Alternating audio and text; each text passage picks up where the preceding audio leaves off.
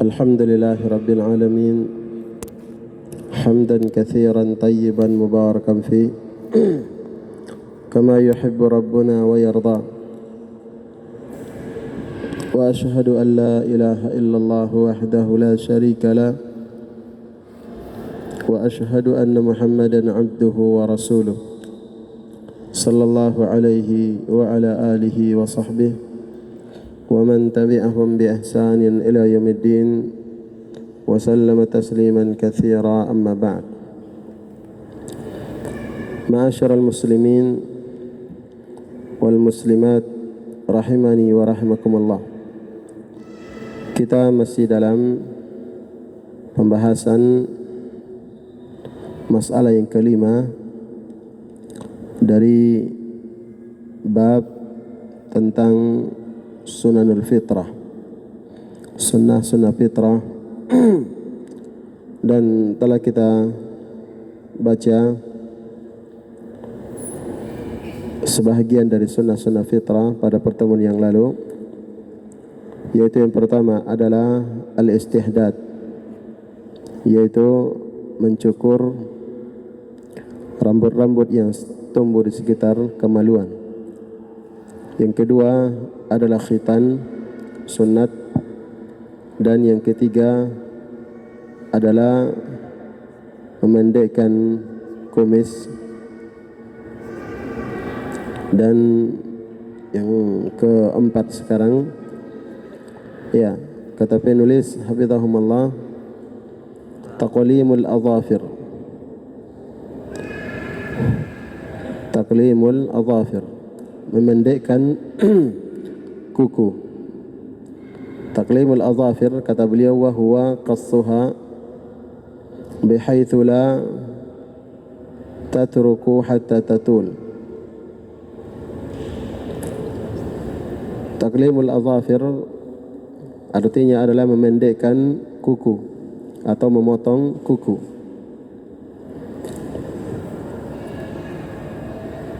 Yaitu kamu tidak membiarkan kuku tersebut panjang. Ya, tidak membiarkan kuku panjang, akan tetapi dipotong. Wa taqlimu yujammiluha, dan memotong kuku itu akan membuat indah. Wa yuzilul awsakh al-mutarakimah tahtaha, dan akan menghilangkan kotoran-kotoran yang menempel di bawah kuku tersebut.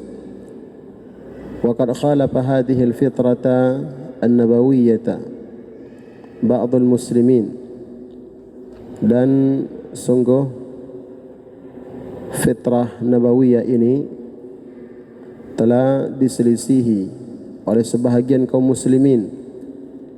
Fasaru yutiluna adhafirahum, sehingga mereka memanjangkan kuku-kuku mereka.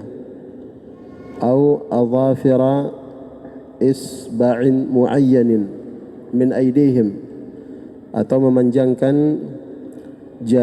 memanjangkan kuku jari tertentu dari tangan-tangan mereka. Kullu dhalika min tazyin syaitan wa taqlidi li'ada'illah. Seluruh hal tersebut adalah merupakan sesuatu yang dibuat indah oleh syaitan kepada mereka dan merupakan taklid terhadap musuh-musuh Allah Subhanahu wa ta'ala.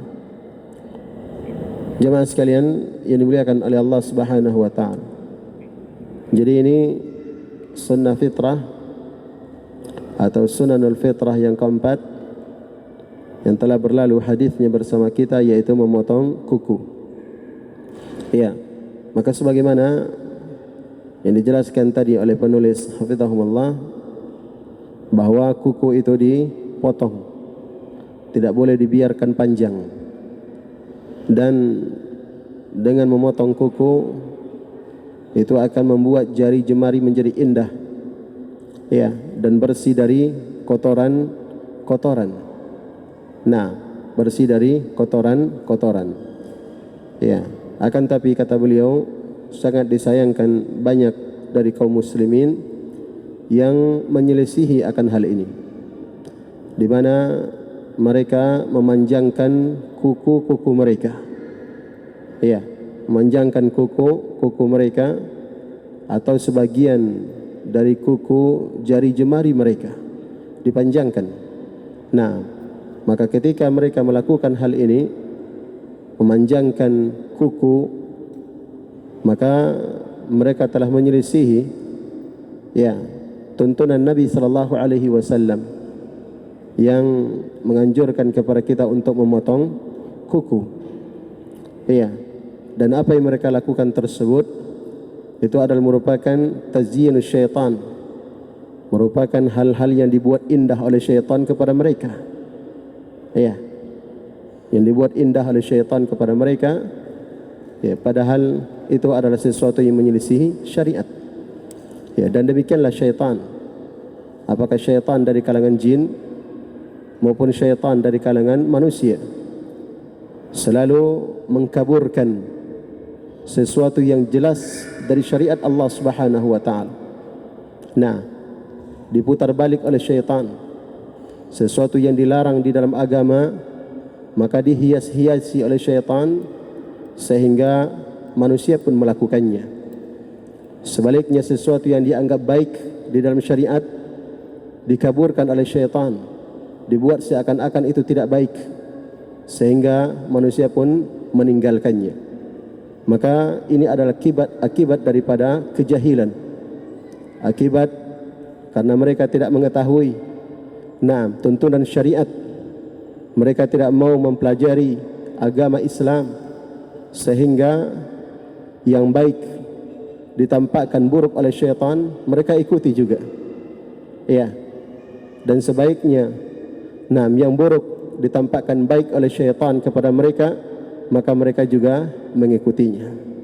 Dan ini adalah perkara waqi', realita yang terjadi. Kita lihat dan kita saksikan sebagian kaum muslimin, mereka melakukan kebalikan dari apa yang telah diajarkan oleh Nabi mereka, yaitu Rasulullah sallallahu alaihi wasallam. Dan ini banyak sekali di dalam banyak perkara, di dalam tuntunan-tuntunan syariat, dan bahkan di dalam perkara-perkara yang sangat mendasar di dalam agama, yaitu mentauhidkan Allah Subhanahu wa taala, memurnikan ibadah hanya untuk Allah Subhanahu wa taala, dan meninggalkan seluruh bentuk penghambaan kepada siapapun selain Allah Subhanahu wa taala. Apakah kepada para malaikat, kepada para nabi, orang-orang saleh, dan yang selainnya. Itulah tauhid, memurnikan ibadah hanya untuk Allah Subhanahu wa taala, berpaling dari seluruh yang disembah dan diibadahi selain Allah Subhanahu wa taala. Akan tetapi pada sebagian orang, syaitan memutar balik keadaan. Ya, tauhid digambarkan sebagai kesyirikan, dan kesyirikan digambarkan sebagai tauhid. Ya, maka sekali lagi nasihat untuk kita semuanya, untuk agar kita semangat di dalam menuntut ilmu, di dalam mempelajari agama kita, karena agama kita telah mengajarkan segala kebaikan dan telah mengingatkan kepada kita dari segala kejelekan. Maka siapa yang jujur ingin menjadi orang-orang yang selamat di dunia dan di akhirat, maka satu-satunya cara adalah berpegang teguh dengan tuntunan agamanya, sesuai dengan apa yang telah diajarkan dan ditinggalkan oleh Rasulullah sallallahu alaihi wasallam. Dan siapa yang berpaling darinya, maka dia pasti akan binasa. Nabi sallallahu alaihi wasallam bersabda, "Taraktukum ala mithlil bayda, lailiha kanahariha, la yazighu anha ba'di illa halik." Aku tinggalkan kalian, kata Nabi sallallahu alaihi wasallam, di atas sesuatu yang sangat putih, yang sangat terang, malamnya bagaikan siangnya, tidak ada kekaburan, tidak ada kesamaran. Syariat yang sangat jelas dan sangat terang yang Rasulullah SAW telah tinggalkan kepada umatnya. Maka kemudian kata beliau, la yazighu anha ba'di illa halik, tidak ada yang menyimpang darinya setelahku illa halik, kecuali dia pasti binasa. Nah, bukan mungkin binasa, tapi dia pasti binasa tatkala dia berpaling dari tuntunan Rasulullah sallallahu alaihi wa ala alihi wasallam. Kaum muslimin wal muslimat rahimani wa rahimakumullah. Nah, maka perbuatan sebagian kaum muslimin laki-laki ataupun perempuan yang memanjangkan kuku-kuku mereka, apakah seluruhnya atau pada jari-jari tertentu, jari kelingking misalnya, atau ibu jari dipanjangkan kukunya, maka itu semuanya bertentangan dengan tuntunan Rasul kita Muhammad sallallahu alaihi wasallam, dan itu mengikuti bisikan-bisikan dari syaitan, baik dari syaitan dari kalangan jin maupun syaitan dari kalangan manusia. Dan demikian pula perbuatan tersebut, kata beliau, merupakan taklid terhadap musuh-musuh Allah Subhanahu wa taala, taklid kepada orang-orang kafir yang melakukan perbuatan tersebut. Adapun dalam Islam, maka dalam Islam tidak pernah mengajarkan kepada umat Islam untuk memanjangkan kuku. Maka kalau ada yang memanjangkan kuku, ini menunjukkan sesuatu yang datang di luar Islam. Maka kalau ada kaum muslim yang mengikutinya, maka itu artinya mengikuti orang-orang di luar Islam. Dan orang-orang di luar Islam, mereka itu adalah musuh-musuh Allah Subhanahu wa taala. Maka pantaskah seorang muslim yang mengaku Rabbnya adalah Allah Subhanahu wa taala, nabinya adalah Muhammad sallallahu alaihi wasallam, lalu kemudian dia meninggalkan tuntunan Rabbnya dan tuntunan nabinya sallallahu alaihi wasallam, lalu kemudian dia mengikuti dan mencontoh apa yang diajarkan dan dilakukan oleh musuh-musuh Allah Subhanahu wa taala dan musuh Rasulnya sallallahu alaihi wasallam. Kaum muslimin wal muslimat rahimani wa rahimakumullah. Kemudian yang kelima, kata beliau rahimahullahu taala, natful ibti. Sunnah-sunnah fitrah yang kelima adalah natful ibad. Ya, natful ibad artinya mencabut bulu ketiak. Mencabut bulu ketiak. Kata beliau ai izalatu sya'rin nabit fihi. Maksudnya adalah menghilangkan rambut yang tumbuh di ketiak. Ya, menghilangkan rambut yang tumbuh di ketiak. Nah, kata beliau, ya, fa yusannu izalatu hadha asy-sya'ri bin natfi aw al-halqi aw ghairihima. Maka dianjurkan untuk menghilangkan rambut ini, ya, atau bulu ketiak ini. Apakah dengan cara mencabutnya atau mencukurnya atau dengan cara yang lainnya. Yang jelas, ya, bulu-bulu ketiak tuntunannya Nabi SAW itu hendaknya dihilangkan. Ya, hendaknya dihilangkan, bukan dibiarkan. Ya, dibiarkan panjang sampai menjulur. Ya, nah, melewati lengan. Tidak, bukan seperti itu. Akan tapi bulu ketiak itu dibersihkan, dihilangkan, dicabut. Ya.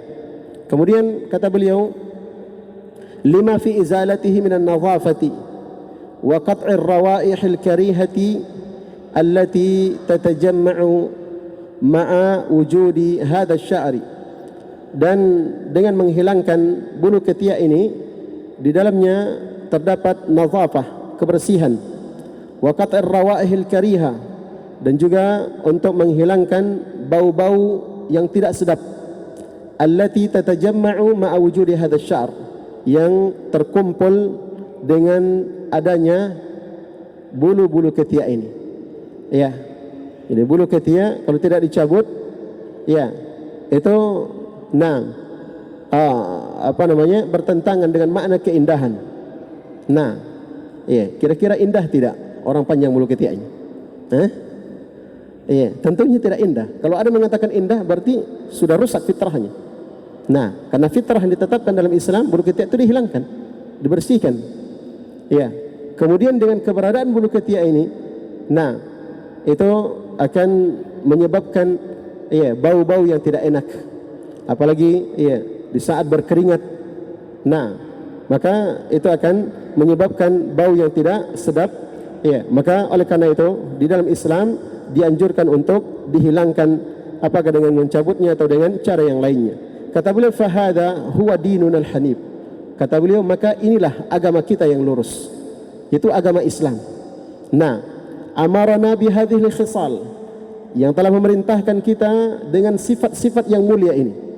Lima fiha minat tajammul, karena di dalamnya terdapat keindahan, wat tatahhuri wan nazafah, dan di dalamnya terdapat kesucian dan kebersihan, waliyakunal muslimu ala ahsani halin, dan agar seorang muslim itu berada di atas keadaan yang paling baik, yang paling bagus atau yang paling indah, mubta'idan an taqlidil kuffar wal juhal, dan jauh dari mengikuti orang-orang kafir dan orang-orang jahil, muftakhiran bidinih, bangga dengan agamanya, muti'an li rabbih, taat kepada Rabbnya, muttabi'an li sunnati nabihi sallallahu alaihi wasallam, dan mengikuti sunnah nabinya atau tuntunan nabinya sallallahu alaihi wasallam. Ya, jadi setelah beliau menjelaskan tentang 5 khisal al-fitrah ini, maka beliau menasihati kita semuanya. Nah, menasihati kita semuanya, menasihati kaum muslimin, yang tentunya nasihat ini dibangun di atas dalil sabda Nabi sallallahu alaihi wasallam yang telah kita dengarkan. Nah, dan inilah tuntunan agama kita. Inilah ajaran agama kita, agama Islam, agama yang lurus, agama yang mengajarkan kepada segala kebaikan, agama yang mengajarkan kita akan kebersihan, kesucian dan keindahan. Nah, maka kapan seorang muslim itu menjalankan tuntunan agamanya dengan sebenarnya, maka dia akan berada di atas keadaan yang paling baik, di atas keadaan yang paling indah. Nah, kenapa? Karena Islam menuntunkan seperti itu. Ya, Islam menuntunkan seperti itu. Maka oleh karena itu hendaknya seorang muslim bangga dengan agamanya. Nah, bangga dengan syariat Islam yang telah disempurnakan oleh Allah Subhanahu wa taala, sehingga tatkala dia bangga dengan syariat agamanya yang dia merasa cukup dengannya, maka dia tidak butuh lagi untuk taklid, untuk ikut-ikutan kepada orang-orang kafir dan kepada orang-orang jahil yang tidak mempelajari agamanya. Nah, dan di dalam hal tersebut juga adalah merupakan bentuk ketaatan dia kepada Rabbnya Subhanahu wa taala dan ketaatan dia kepada Rasulnya Muhammad sallallahu alaihi wasallam. Demikianlah harusnya seorang muslim dan muslimah di dalam kehidupan ini selalu mendahulukan ketaatan kepada Allah dan kepada Rasulnya sallallahu alaihi wasallam, merasa bangga dan merasa cukup dengan tuntunan agamanya, dan meninggalkan taklid, ikut-ikutan kepada seluruh tuntunan-tuntunan dan ajaran-ajaran di luar Islam dari orang-orang kafir maupun orang-orang jahil yang tidak mengerti tentang syariat Islam. Hadirin wal hadirat yang dimuliakan oleh Allah Subhanahu wa taala. Nah, jadi ini nasihat yang sangat indah dari beliau, dari penulis hafizahumullah taala untuk kita semuanya. Nah, untuk kita semuanya. Akan tapi sangat disayangkan, nah, di hari-hari kita yang kita lewati ini, kadang ketika seorang muslim dan muslimah berusaha untuk berjalan di atas tuntunan Allah Subhanahu wa taala dan Rasulnya, tapi justru diejek, diolok-olok, dicaci maki, dan dituduh dengan tuduhan-tuduhan yang dusta, dituduh dengan ajaran-ajaran yang sesat dan menyimpang, na'udzubillah. Nah, kalau orang-orang yang berusaha mengamalkan tuntunan Islam sebagaimana diajarkan oleh Nabi sallallahu alaihi wasallam dianggap sebagai orang-orang yang berada di atas kesesatan, lalu siapakah yang berada di atas kebenaran? Apakah mungkin kita mengatakan orang-orang yang menyelisih tuntunan Nabi SAW mereka yang berada di atas kebenaran? Tentunya tidak, jemaah sekalian. Maka jangan sampai kita dipermainkan oleh syaitan. Sebagaimana tadi yang telah disebutkan, yang baik dianggap buruk, yang buruk dianggap baik. Ini kalau kita jauh dari tuntunan agama. Kita tidak cukup mengatakan saya muslim, saya mukmin, saya adalah seorang muslim, saya adalah umat Nabi sallallahu alaihi wasallam, saya cinta kepada Allah, saya cinta kepada Rasulullah SAW. Tidak cukup kita mengatakan seperti itu. Kalau hanya sekadar mengatakan, biar anak kecil pun bisa mengatakan seperti itu. Akan tapi kita buktikan apa yang kita ucapkan tersebut. Kalau memang betul kita cinta kepada Allah Subhanahu wa taala, maka ini syariat Allah Subhanahu wa taala di hadapan kita. Syariat yang sangat lurus, syariat yang sudah sempurna. Pelajari dia, ikuti dia, yakini dia, amalkan dia.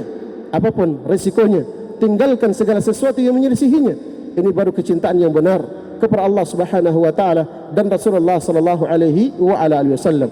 Kalau kita berpaling dari ajaran Allah Subhanahu wa taala, dari tuntunan Nabi sallallahu alaihi wasallam, nah, karena takut terhadap celaan manusia, karena takut dicaci maki oleh manusia, direndahkan oleh manusia, maka kapan kita berada di atas kebenaran itu?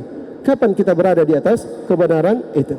Kaum muslimin wal muslimat yang dimuliakan oleh Allah Subhanahu wa taala. Maka kita sering diingatkan, setiap kita sebelum kajian diingatkan bagaimana pentingnya ilmu, dan kita harus butuh kepada ilmu agar ibadah kita tidak ikut-ikutan. Ini nasihat. Ini nasihat. Itu nasihat yang benar. Nasihat yang sesuai dengan Al-Quran dan hadis-hadis Nabi sallallahu alaihi wasallam.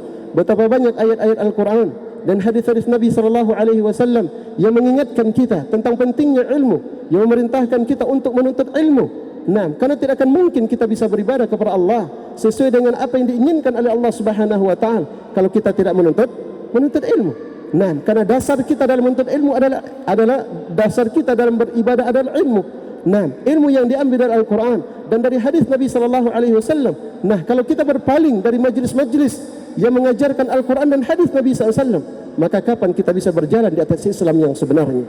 Hadirin wal hadirat yang dimuliakan oleh Allah Subhanahu wa taala.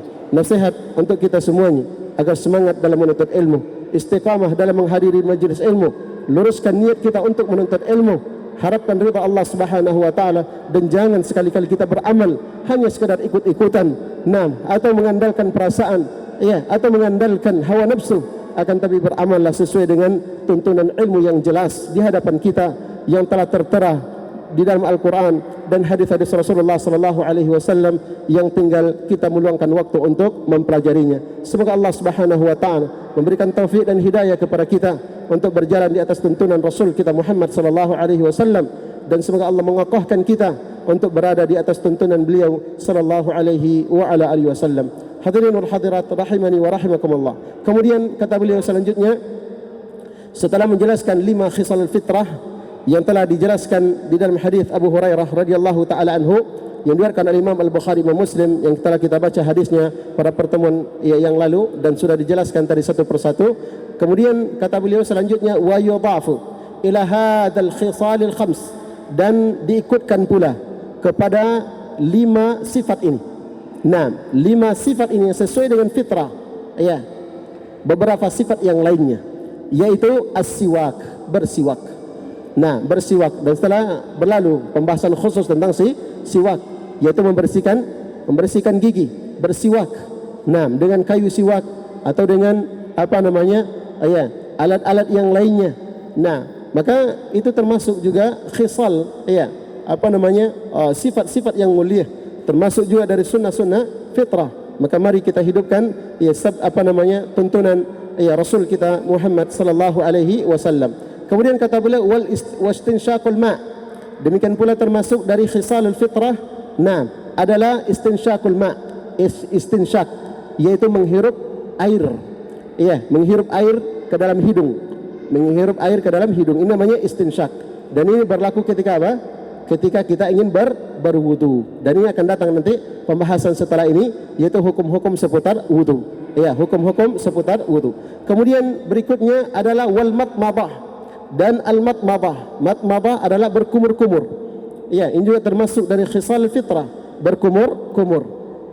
Berkumur-kumur, yaitu memasukkan air ke dalam mulut lalu kemudian digoyang-goyangkan, digerak-gerakkan dalam mulut. Itu namanya matmadah. Adapun kalau masukkan saja air ke dalam mulut kemudian dikeluarkan, itu bukan kumur-kumur namanya.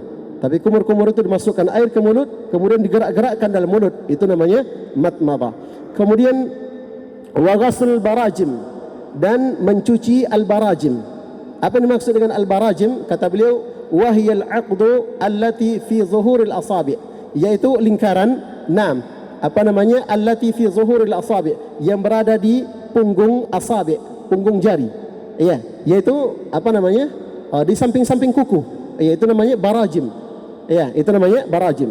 Kenapa? Itu juga termasuk khisal fitrah yang kita diperintahkan untuk membersihkannya. Kata beliau, yajtami'u fiha al-wasakh. Karena biasa tinggal kotoran di situ. Biasanya tinggal kotoran di samping-samping kuku tersebut. Dalam bahasa Arab dikatakan barajim namanya. Maka itu juga dalam Islam kita diperintahkan untuk membersihkannya. Lagi-lagi menunjukkan bagaimana Islam mengajarkan kita akan kebersihan. Mengajarkan kita akan kebersihan. Dan tidak ada agama yang mengajarkan kebersihan seperti apa yang diajarkan di dalam Islam. Dan semua tadi yang salah disebutkan itu semuanya adalah menunjukkan kebersihan. Memotong kuku adalah kebersihan.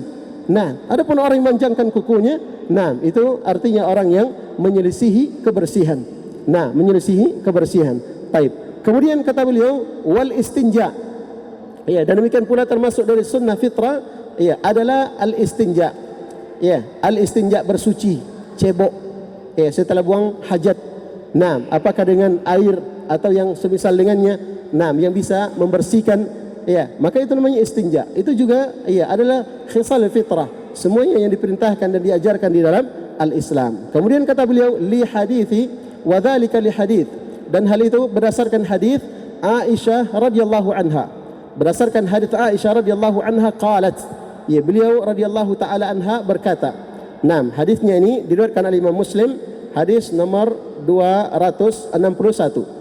Aisyah radhiyallahu anha mengatakan qala Rasulullah sallallahu alaihi wasallam. Rasulullah sallallahu alaihi wasallam bersabda, "Asyrun minal fitrah." Ada 10 dari fitrah kata Nabi. Iya, kata Nabi ada 10 dari fitrah. Sedangkan hadis Abu Hurairah yang telah berlalu bersama kita itu disebutkan berapa? Disebutkan 5.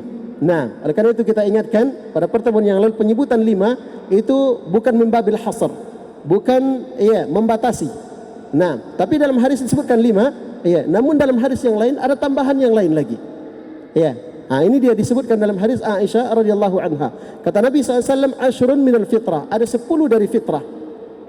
Kata beliau yang pertama adalah qassus syarib. Ya, kita hitung ya. Yang pertama qassus syarib, memotong kumis. Ya, memotong kumis atau memendekkan kumis. Kemudian wa'ifa'ul lihyah. Yang kedua adalah memelihara jenggot. Ya, memelihara jenggot, yaitu membiarkan apa adanya. Ya, tidak dicukur, tidak dipendekkan, tidak dicabut, ya, tidak dirapikan. Nah, dengan cara dipotong sebagiannya, ya, tidak. Nah, karena dimaksud dengan ifa'ul lihyah yaitu adalah membiarkannya bagaimana tumbuhnya. Ya, kalau lebat ya lebat, kalau sedikit ya sedikit, biarkan saja begitu, pelihara bagaimana tumbuhnya. Itu ifa'ul lihyah. Ini yang kedua. Kemudian yang ketiga adalah as-siwak, bersiwak, membersihkan gigi. Yang ketiga atau yang keempat adalah wastinsyaqul ma', istinsya', ya, menghirup air dengan hidung, menghirup air dengan hidung. Kemudian yang kelima adalah qassal azfar, ya, memotong kuku. Nah, memotong kuku. Ya. Kemudian yang keenam wa ghasl barajim, mencuci al-barajim, itu tadi di samping-samping kuku. Ya. Yang ketujuh natful ibad, mencabut bulu ketiak. Yang kedelapan, ya, halqul anah, ya, mencukur rambut-rambut di sekitar kemaluan. Ya. Kemudian yang kesembilan wantiqasul ma', ya, wantiqasul ma'. Jadi maksud dengan intiqasul ma', kata penulis, yakni al-istinja, yaitu istinja. Ini yang ke-9, ya, istinja. Yang ke-9 adalah istinja. Dan ini penting jemaah sekalian. Nah, dan istinja ini hukumnya adalah wajib. Ya, dan kapan, ya, seseorang buang hajat dan dia tidak istinja, maka itu termasuk sebab azab kubur. Termasuk sebab azab kubur. Ini perhatikan baik-baik. Nah, karena kadang sebagian dari kaum muslimin, ya, menganggap remeh perkara ini, khususnya, ya, setelah buang air kecil. Ya, kayak anak-anak saja buang air kecil sudah pakai celana pergi. Na'udzubillah. Ya. Nabi sallallahu alaihi wasallam dalam hadis Abdullah bin Abbas radhiyallahu taala anhuma yang diriwayatkan oleh Imam Al-Bukhari dan Muslim. Ya, Ibnu Abbas radhiyallahu anhuma mengatakan, marran Nabi sallallahu alaihi wasallam biqabrain. Nabi sallallahu alaihi wasallam pernah melewati 2 kuburan. Ya, dua kuburan. Faqala, maka Nabi SAW bersabda, innahuma la yu'adzaban. Sesungguhnya penghuni 2 kuburan ini la yu'adzaban, betul-betul sedang disiksa. Na'udzubillah. Disiksa di alam kuburnya, menunjukkan adanya azab kubur.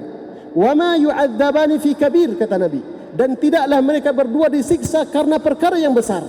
Maksudnya kata para ulama, ya, 2 orang ini dalam kubur ini disiksa, ya, dengan sebab, ya, apa namanya, mereka menganggap remeh perbuatan tersebut. Jadi mereka tidak menganggap ini perkara besar, tapi perkara kecil saja, dia anggap remeh. Akhirnya dia disiksa di dalam kuburnya dengan sebab perbuatan tersebut. Apa itu?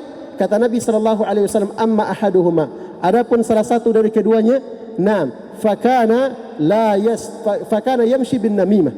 Nah, yang satunya itu, ya, adalah karena dia suka mengadu domba. Ya, suka mengadu domba, datang ke sana, oh si fulan mengatakan begini-begini. Datang lagi ke sana, oh si fulan dia mengatakan begini-begini. Membuat kerusakan di tengah manusia, mengadu domba di antara manusia. Ini namanya namimah. Ya, ini laki-laki yang pertama disiksa dalam kuburnya karena dia suka mengadu domba di masa hidupnya. Ya. Nah, suka mengadu domba di masa hidupnya. Namimah kata para ulama, naqlu kalamin nas ba'dihim ila ba'd li ajlil li ajil fasad bainahum. Ya, ini maksud dengan namimah adalah seseorang menukil ucapan sebahagian manusia kepada sebahagian yang lainnya untuk membuat kerusakan di tengah mereka. Itu yang namanya namimah. Dan dalam hadis yang lain Nabi SAW mengatakan la yadkhulul jannata namam. Tidak akan masuk ke dalam surga orang yang suka mengadu domba. Ya, suka mengadu domba. Ini yang pertama, laki-laki yang pertama, penghuni kubur yang pertama, disiksa di alam kuburnya karena dia suka mengadu domba.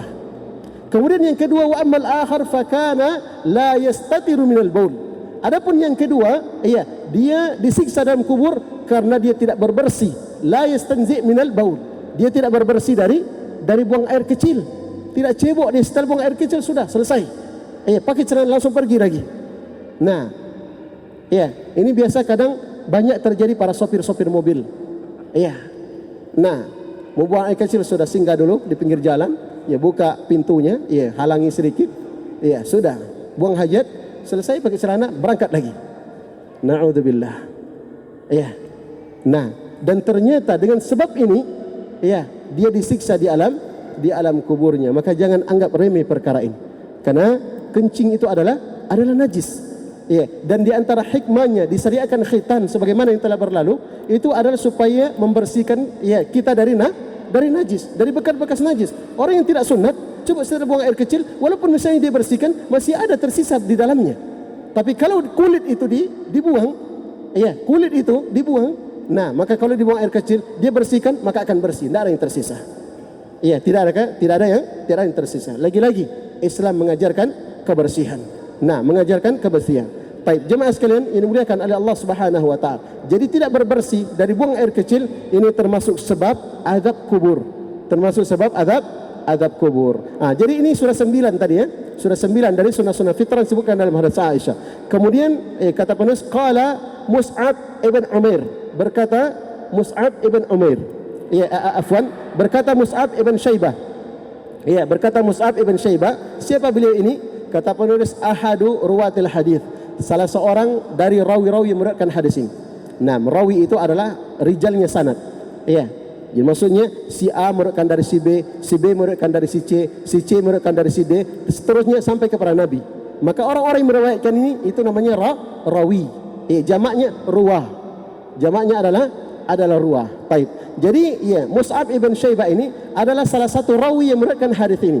Nah, beliau mengatakan wa nasitul asyirah, dan saya lupa yang ke-10-nya. Jadi tadi 9 kita sudah hitung sampai istinja itu adalah 9. Kata beliau saya lupa yang ke-10-nya. Illa an takuna matmadah. Hanya saja yang ke-10 itu adalah matmadah. Matmadah artinya adalah berkumur-kumur. Berkumur-kumur. Ini 10 sunanul fitrah yang disebutkan dalam hadis Aisyah radhiyallahu taala anha. Jemaah sekalian yang dimuliakan oleh Allah Subhanahu wa taala. Baik, selesai kita dari pembahasan tentang sunanul fitrah, sunnah-sunnah fitrah. Nah, sunnah-sunnah fitrah. Maka tinggal bagaimana kita menerapkannya dalam kehidupan kita, mengamalkannya dalam kehidupan kita. Dan ingat sekali lagi, mengamalkan sunnah-sunnah fitrah itulah yang dianjurkan dan dituntunkan kepada kita sebagai seorang muslim dan sebagai seorang muslimah, dan seorang muslim dan muslimah hendaknya mematuhi aturan syariatnya, taat kepada Allah Subhanahu wa taala dan Rasulnya sallallahu alaihi wasallam, maka itu adalah kebaikan baginya di dunia dan di akhirat. Kebaikan baginya di dunia dan di akhirat. Allah Subhanahu wa taala berfirman, "Ya wasari'u ila maghfiratin min rabbikum wa jannatin arduha as-samawati wal ard u'iddat lil muttaqin." Kata Allah Subhanahu wa taala, bersegeralah kalian menuju ampunan dari Rabb kalian dan menuju surga yang luasnya seperti langit-langit dan bumi. Masya Allah. Luasnya itu surga. Bumi saja belum ditempati oleh manusia. Berapa jumlahnya manusia ini? Belum ditempati oleh manusia. Yang ditempati manusia hanya daratan saja. Mana lautannya? Masih terlalu luas bumi ini. Tapi ternyata dunia surga kata Allah Subhanahu wa taala luasnya seperti langit dan bumi. Ya, ini yang kita tempati, langit hanya satu lapis saja. Sementara bumi satu lapis saja. Sementara bumi ini berapa lapis? 7 lapis. 7 lapis ke bawah. Nah, sebagaimana langit 7 lapis ke atas. Sekarang satu lapis bumi saja ini tidak penuh oleh manusia. Nah, ya, dan ternyata surga kata Allah Subhanahu wa taala, arduhas samawati wal ard. Ya, luasnya seperti luasnya langit dan bumi. Nah, subhanallah. Untuk apa ini? Untuk siapa ini? Surga ini uiddat lil muttaqin, yang telah disiapkan untuk orang-orang yang bertakwa. Ya, yang telah disiapkan oleh Allah Subhanahu wa taala untuk orang-orang yang bertakwa, itu pasti kita yakin. Ya, surga yang seluas itu disiapkan oleh Allah untuk orang-orang yang bertakwa. Siapa orang-orang yang bertakwa? Mereka lah orang-orang yang selalu tunduk kepada perintah Rabbnya Subhanahu wa taala dan kepada perintah Rasulnya sallallahu alaihi wasallam, mengerjakan apa yang Allah perintahkan kepada mereka dan menjauhi apa yang Allah larang kepada mereka. Mereka lah orang-orang yang bertakwa, dan surga seluas langit dan bumi itu adalah tempat untuk orang-orang yang bertakwa. Nah, maka mari kita berusaha untuk menerapkan ketakwaan di dalam kehidupan kita, dan ketakwaan itu tentunya adalah mengamalkan syariat Allah Subhanahu wa taala, melaksanakan perintah-perintahnya dan menjauhi larangan-larangannya. Dan untuk kita bisa menjadi hamba-hamba yang bertakwa, maka pelajarilah Al-Quran, pelajarilah hadis-hadis Nabi sallallahu alaihi wasallam, karena Al-Quran dan hadis mengajarkan kita untuk menjadi orang-orang yang bertakwa kepada Allah Subhanahu wa taala. Alif Lam Mim, dzalikal kitabu la raiba fi hudan lil muttaqin. Kata Allah Subhanahu wa taala, Alif Lam Mim. Nah, dzalikal kitab, ini adalah kitab, yaitu Al-Quran. La raiba fi, tidak ada keraguan sedikit pun di dalamnya. Nah, tidak ada sedikit pun keraguan di dalam Al-Quran. Semuanya benar, semuanya jelas, semuanya mengantarkan kepada sesuatu yang lurus. Inna hadzal Qur'an yahdi lillati hiya aqwam. Sesungguhnya Al-Quran ini menunjukkan kepada jalan yang paling lurus. Ya, kata Allah, la raiba fi, tidak ada keraguan di dalamnya. Kemudian kata Allah Subhanahu wa taala, hudal lil muttaqin. Ya, nah, hudal lil muttaqin, sebagai petunjuk bagi orang-orang yang bertakwa kepada Allah Subhanahu wa taala. Maka kalau kita ingin menjadi orang-orang yang bertakwa kepada Allah Subhanahu wa taala, pelajarilah Al-Quran, dan Al-Quran memerintahkan kita untuk mempelajari hadis-hadis Nabi sallallahu alaihi wasallam. Maka inilah kunci ketakwaan. Pelajari Al-Quran, pelajari hadis-hadis Nabi sallallahu alaihi wasallam. Insyaallah taala kita akan bisa menjadi hamba-hamba yang bertakwa kepada Allah Subhanahu wa taala. Akan tapi kalau kita menjauh dari majlis Al-Quran, dari majlis hadis-hadis Nabi sallallahu alaihi wasallam, kapan kita bisa menjadi hamba-hamba yang bertakwa kepada Allah Subhanahu wa taala? Semoga Allah Subhanahu wa taala menjadikan kita hamba-hamba yang bertakwa kepadanya, dan memberikan kepada kita semangat untuk menuntut ilmu, mempelajari Al-Quran dan hadis-hadis Nabi sallallahu alaihi wasallam.